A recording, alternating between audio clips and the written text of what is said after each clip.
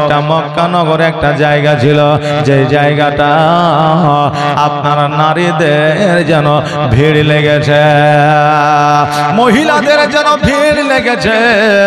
আমার নবীজি জিজ্ঞাসা করলে এত মহিলা কোথা থেকে এসেছে, এত মহিলা একত্রিত হয়েছে, কারণটা কি?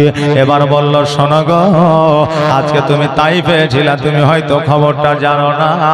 আজকে এই জায়গায় এত মহিলা একত্রিত হয়েছে, কারণটা হলো এটার অন্য কোনো জায়গা নয়, এই জায়গাটা হলো মেয়েদের হাটের জায়গা। কারণ এই জায়গায় নারীদের বিক্রয় করা হয়, বাপে বিক্রি করে মেয়েকে, স্বামী বিক্রি করে স্ত্রীকে, ভাই বিক্রি করে বোনকে, আর মানুষ মহিলাদেরকে কিনে নিয়ে যায়। আজকে নবী মুস্তাফা সাল্লাল্লাহু তাআলা আলাইহি ওয়াসাল্লাম ওই খেলাধুলার মাধ্যম দিয়া সর্বপ্রথম ওই মহিলাদের হাট বন্ধ করেছিলেন। জোরে বলেন সুবহানাল্লাহ। সর্বপ্রথম আমার নবীজি ওই মহিলাদের হাটটা বন্ধ করেছিলেন। আর আমার নবী মুস্তাফা সাল্লাল্লাহু তাআলা আলাইহি ওয়াসাল্লাম আমার মায়েদেরকে সুসম্মানে সম্মানিত করেছিলেন, মান ও সম্মান ইজ্জতকে বাড়িয়ে দিয়েছিলেন।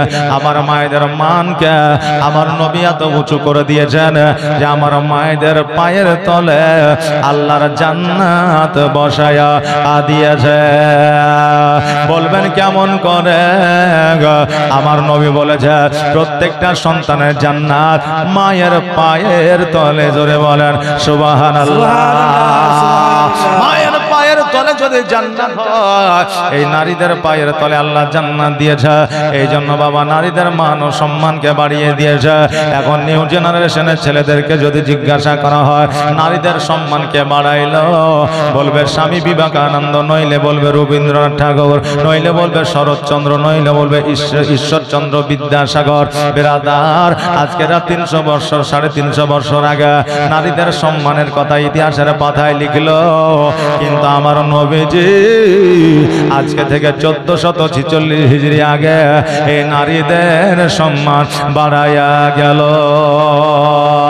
আহারে বাবারা, আমার নবী 6 বছর বয়সে সর্বপ্রথম মেয়েদের হাট বিক্রি করা হাটকে বন্ধ করেছিল খেলাধুলার মাধ্যম দিয়া। আজকে নবী খেলাধুলার মাধ্যম দিয়ে সমাজকে শিক্ষা দিয়েছিলেন। আর আজকে আমাদের নিউ জেনারেশন যুবক ছেলেরা খেলাধুলার মাধ্যম দিয়া নিউ জেনারেশনকে বরবাদ করছে। রাত্রি বেলায় ক্যারাম বোর্ড খেলছে, সকাল বেলায় লুডো খেলে, দুপুর বেলায় ফ্রি ফায়ার পাবজি খেলে। এদের খেলাতে খেলাতে জীবন শেষ। বড় হয়ে মাথায় ইটের আপনার বোঝা আর সিমেন্টের বোঝা বয়ে বেড়ে বেড়ায়। বেড়াদার, আজকে আমাদের পশ্চিম বাংলার অবস্থা খুবই খারাপ। কারণ আমাদের ছেলেরা গেম নিয়ে ব্যতিব্যস্ত আছে, নিজের জীবনটাকে বরবাদ করে দিচ্ছে। সুশিক্ষায় শিক্ষিত হচ্ছে না, কারণ শিক্ষা নিয়ে চাকরি করতে হবে এটা কোনো কথা নয়। শিক্ষা যদি তোমার মধ্যে থাকে, একটা সমাজের কল্যাণ হবে, একটা গ্রামের কল্যাণ হবে, একটা পরিবারের কল্যাণ হবে, তোমার নিজের কল্যাণ হবে। বাবাজি ভাইরা, এই জন্য জ্ঞান অর্জন করেন, শিক্ষা অর্জন করা। চাকরির জন্য শিক্ষা অর্জন করিয়েন না। চাকরি মানে তো গোলামি করা। আমার নবীজির সুন্নাত হলো ব্যবসা করা। আপনি যদি সুশিক্ষায় শিক্ষিত হন, আপনার মাইন্ডে এমন একটা বিজনেস চলে আসবে, ওই বিজনেসের মাধ্যম দিয়ে আপনি ধনী হতে পারবেন, বড় লোক হতে পারবেন, অট্টালিকা বানাইতে পারবেন। আর যদি সুশিক্ষায় শিক্ষিত না হতে পারে, আপনার দ্বারা বিজনেস করা সম্ভব হবে না। বাবাজি ভাইরা, আমার নবীজির কাছ থেকে একটু শিক্ষা নিয়ে নেন রে বাবা। আমার নবী মুস্তাফা সাল্লাল্লাহু তাআলা আলাইহি ওয়াসাল্লাম এবার আপনার ওই মহিলাদের মেলাটাকে বন্ধ করে দিয়ে সন্ধ্যা বেলা আমার নবীজি যেন চুপ করে বসে আছে। আরো অন্যান্য শিশু সন্তানেরা খেলাধুলা করতে আছে। এমন অবস্থায় তাদের পিতারা আসিয়া, তাদের বাপেরা আসিয়া তাদের সন্তানদের কেউ কাঁধে করে নিয়ে যায়, কেউ কোলে করে নিয়ে যায়, কেউ আপনার হাতের আঙুল কানা ধরে নিয়ে যায়। আর বলে, বাবা শোনো গো, আজকে তোমার আব্বা তোমার জন্য খাবার নিয়ে এসেছে, আজকে তোমার আব্বা বাড়িতে এসেছে। আব্বা আব্বা বলে ডাকতে ডাকতে ছুটতে ছুটতে দৌড়ে যাচ্ছে। এবার আব্বা ডাকটা শুনিয়া আমার মুস্তাফা সাল্লাল্লাহু তাআলা আলাইহি ওয়াসাল্লামের দুই চোখ দিয়ে যেন পানি চলে এসেছে। আমার নবী বলে, আল্লাহ গো, আজকে আমার 6 বছর বয়স হয়ে গেছে, আজও পর্যন্ত আমার আব্বা আমাকে দেখার জন্য একবার আসে না, আজও পর্যন্ত আমার আব্বা আমাকে একবার কোলে তুলে নেয় না, আজও পর্যন্ত আমার আব্বা আমাকে এক লোকমা খাইয়ে দেয় না, আজও পর্যন্ত আমার আব্বাকে আমি দেখি না। নবী আমার বলে, আল্লাহ, আজকে বাড়িতে যাব, আর বাড়িতে যাওয়ার পরে আমার মাকে গিয়ে বলবো, মা আমার আব্বা কোথায় আছে একবার বলো। যতক্ষণ পর্যন্ত আমার আব্বা কোথায় আছে আমার মা না বলবে, ততক্ষণ পর্যন্ত আমি মায়ের আঁচল ছাড়বো না। নবী আমার বাড়িতে আসিলেন, আসার পরে মায়ের আঁচলখানা ধরিয়া বলতেছে, মা গো, আমি আজকে তোমাকে একটা প্রশ্ন করতে চাই। আমার মা আমিনা মিথকে হাসি দিয়া বললে, কি প্রশ্ন বলো। আমার নবী বলতেছে, মা গো, আমার আব্বা কোথায় আছে একবার বলো। যেমন এই কথা বলা, আমিনা রাদিয়াল্লাহু তাআলা আনহার দুই চোখ দিয়ে যেন ঝরঝর করে যেন পানি ঝরে যায়। নবী আমার বলে, মা তোমার চোখে কেন পানি গো মা, তুমি কান্না কেন করো। মা গো, তোমার কান্না দেখিলে আমি নবী সহ্য করতে পারি না। আমিনা বলে, বেটা রে, তোমার আব্বা বাণিজ্যে গিয়েছে, এখনো পর্যন্ত বাড়িতে ফিরে না। আমার দয়ার নবী মুস্তাফা সাল্লাল্লাহু তাআলা আলাইহি ওয়াসাল্লাম বলে, মা গো, আজকে যতক্ষণ পর্যন্ত না বলবা আব্বা কোথায় আছে, ততক্ষণ পর্যন্ত আমি তোমার আঁচল ছাড়ব না। আর সন্ধ্যা বেলায় খেলার শেষে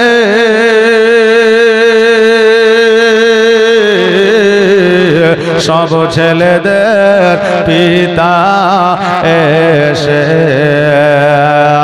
আর সন্ধ্যা বেলা খেলার শেষে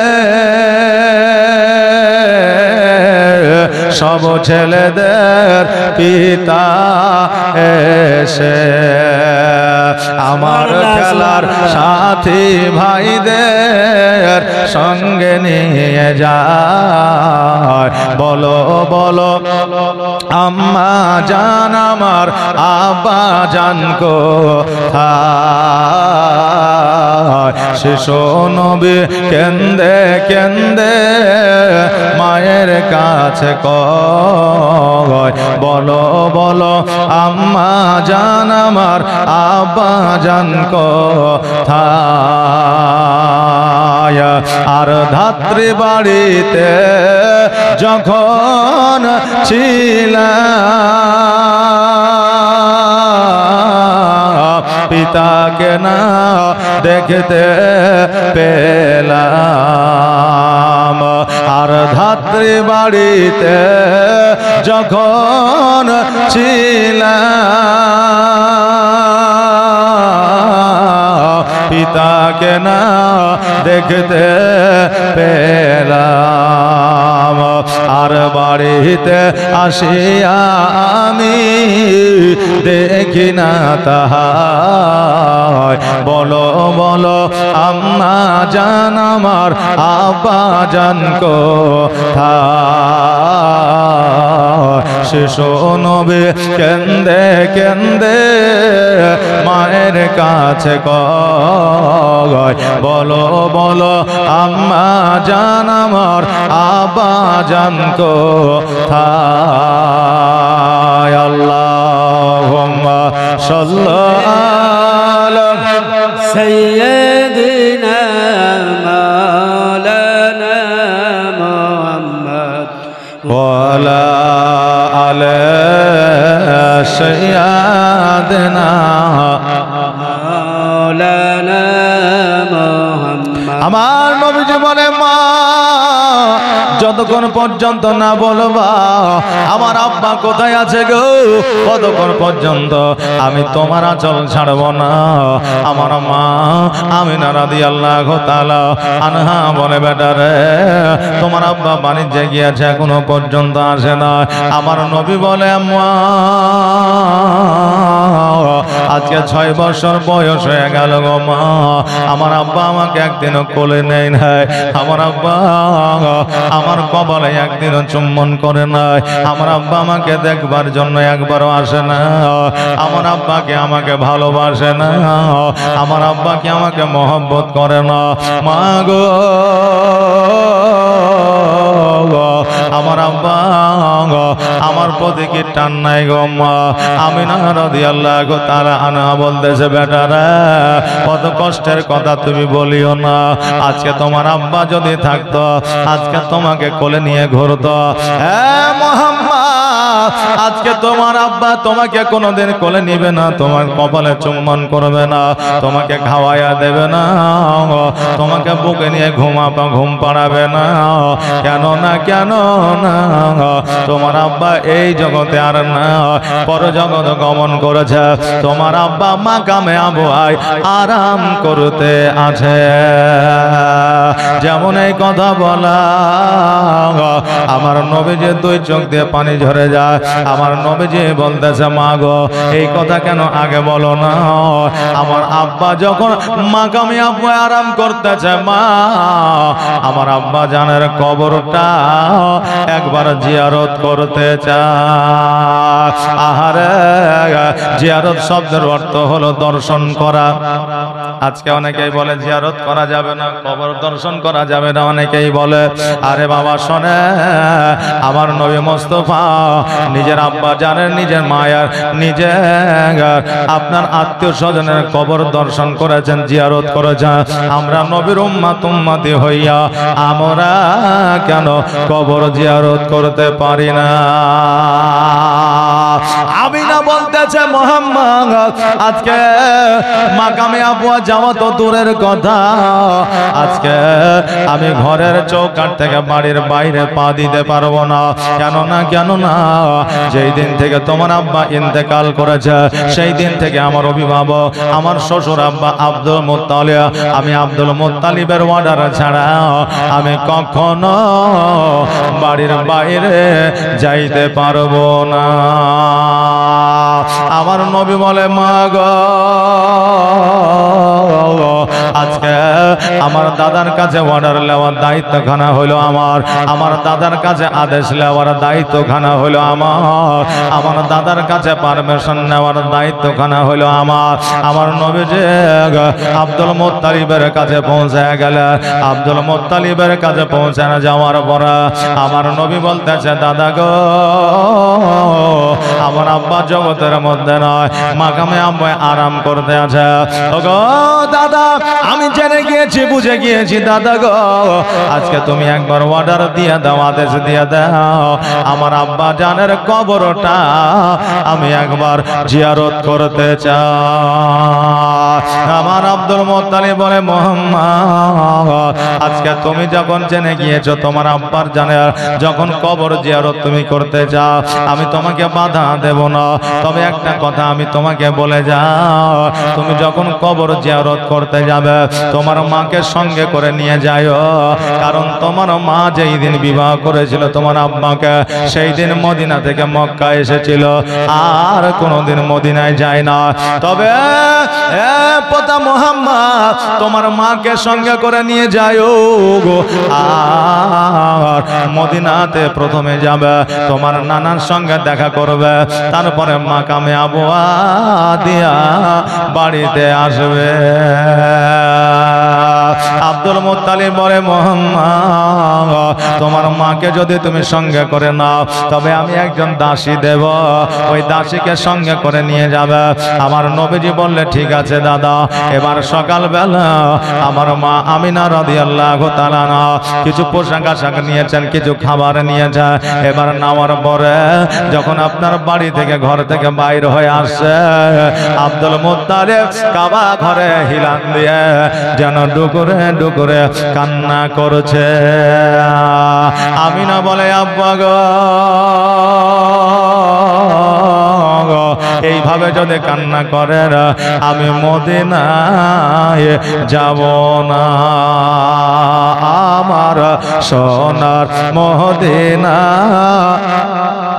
আমার প্রাণের মদিনা, আমার দয়ার মদিনা, কলিজার মদিনা, যেই মদিনায় শুয়ে আছে, যেই মদিনায় শুয়ে আছে হাবিবে রব্বানা, আমার জানের মদিনা, আমার প্রাণের মদিনা, আমার দয়ার মদিনা, আমার কলিজার মদিনা, যেই মদিনায় শুয়ে আছে হাবিবে রব্বানা, আমার জানের মদিনা, আমার প্রাণের মদিনা, আমার দয়ার মদিনা, আমার আশিকের মদিনা। কত হাজে হজ করিতে গেল গো মদিনাতে, কত হাজে হজ করিতে গেল গো মদিনাতে, তবু মদিনা দেখে, তবু মদিনা দেখে হাজিদের জান ভরে না। আমার সোনার মদিনা, আমার প্রাণের মদিনা, আমার দয়ার মদিনা, আমার কলিজার মদিনা, যেই মদিনায় শুয়ে আছে, যেই মদিনায় শুয়ে আছেন হাবিবে রব্বানা, আমার জানের মদিনা, আমার প্রাণের মদিনা, আমার দয়ার মদিনা, আমার কলিজার মদিনা। আল্লাহুম্মা সাল্লি সাইয়্যিদিনা মাওলানা মুহাম্মদ ওয়া আলা আলি সাইয়্যিদিনা মাওলানা মুহাম্মদ। আল্লাহুম্মা সাল্লি আলা সাইয়্যিদিনা মাওলানা মুহাম্মদ ওয়া আলা আলি সাইয়্যিদিনা মাওলানা মুহাম্মদ। আমিনা বলে আব্বা গো, আপনি যদি এইভাবে কান্না করে আমি মদিনায় যাব না। আব্দুল মুত্তালিব বলে আমিনা, আমি কান্না করছি আমার পোতার জন্য। আজকে পোতাকে আমি না দেখিলে থাকতে পারি না। আজকে যখন মদিনায় চলে যাবে রে, আজকে আমার পোতাকে না দেখিয়া থাকতে হবে। এই জন্য গো আমি কান্না করতে আছে। তবে আমিনা শোনো, তুমি 5 দিনের বেশি যেন করিও না। তুমি জলদি করে তাড়াতাড়ি করে বাড়িতে আমার পোতাকে নিয়ে আসো। আমিনা বলে আব্বা গো, আমি কথা দিলাম 5 দিনের বেশি হবে না।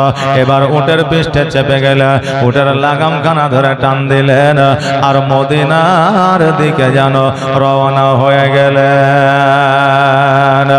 মদিনায় যাওয়ার পরে যেই জায়গায় বাপের বাড়ি ছিল আমিনা, ওই জায়গায় যেন চুপ করে দাঁড়িয়ে আছে।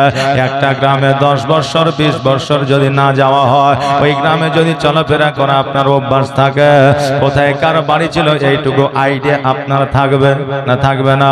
এবার মা আমিনা রাদিয়াল্লাহু তাআলা আনহা নিজের আব্বা জানের বাড়ির কাছে দাঁড়িয়ে আছে, কিন্তু ওই জায়গায় বাড়ি দেখা যায় না, ঘরও দেখা যায় না। এখনকার মতো অট্টালিকা দালান ঘর ছিল না, তখনকার ঘর ছিল আপনার খেজুর পাতার ছাউনি রে বাবা। ওই জায়গায় ঘর যেন দেখা যায় না। এবার অনেকক্ষণ ধরে দাঁড়িয়ে আছে।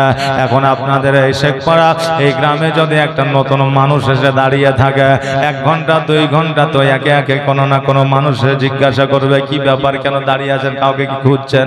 জিজ্ঞাসা করবেন না? করবেন।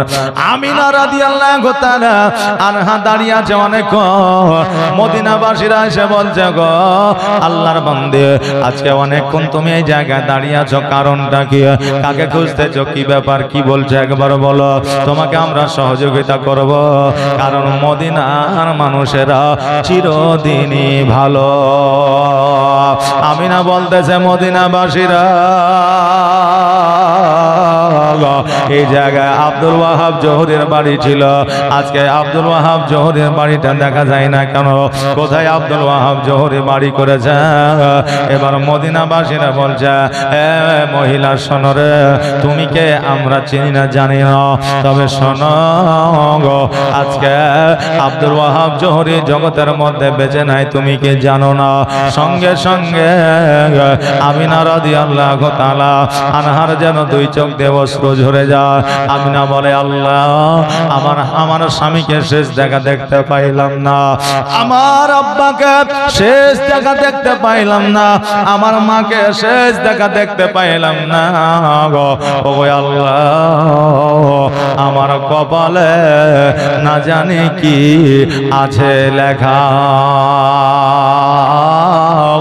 মদিনাবাসীরা বলল, শোনো, আব্দুল ওয়াহাব জোহরি এই জগতে আর কেউ নাই, যদি কেউ থাকে তো মক্কা নগরে একজন কন্যা আছে, আব্দুল মুত্তালিবের বেটা আব্দুল্লাহর সঙ্গে বিবাহ হয়েছে। আমিনা বলতে যে, শোনো গো, ও মদিনাবাসীরা, আজকে আব্দুল ওয়াহাব জোহরির কন্যা আর অন্য কেউ না, আমি হলাম আব্দুল ওয়াহাব জোহরির কন্যা, আমার নাম হলো আমিনা। জোরে বলেন সুবহানাল্লাহ।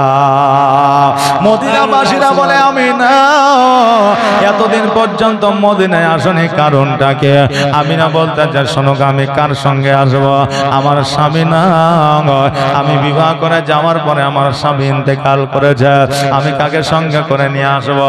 আমি যখন আসবো তখন আমার গর্ভে আমার বেটা ছিল, আমি কেমন করে আসবো? আজকে যে 6 বছরের সন্তানটিকে দেখতে পাও, এটা আমার কলিজার টুকরা নয়ন মনে, এটা হলো আখেরি পয়গম্বর মুহাম্মদ রাসূলুল্লাহ সাল্লাল্লাহু তাআলা আলাইহি ওয়াসাল্লাম। আজকে আমার বেটাকে লইয়া আমি মদিনায় এসেছি, এটা ঠিক, কিন্তু আমার আব্বাকে আমি দেখতে পাইলাম না। মদিনাবাসীরা বলে, আমিনা, আজকে তোমার আব্বা নাই, তোমার মা নাই, তো কি হয়েছে? আজকে আমাদের বাড়িতে তোমরা থাকবে, আমাদের বাড়িতে তোমরা মেহমানদারি করবে, কোনো অসুবিধা হবে না। আমিনা রাদিয়াল্লাহু তাআলা এবার যেন মদিনায় যেন লোকের বাড়িতে বাড়িতে আপনার থাকতে লাগলে, সবাই যেন আপ্যায়ন করতে লাগলে।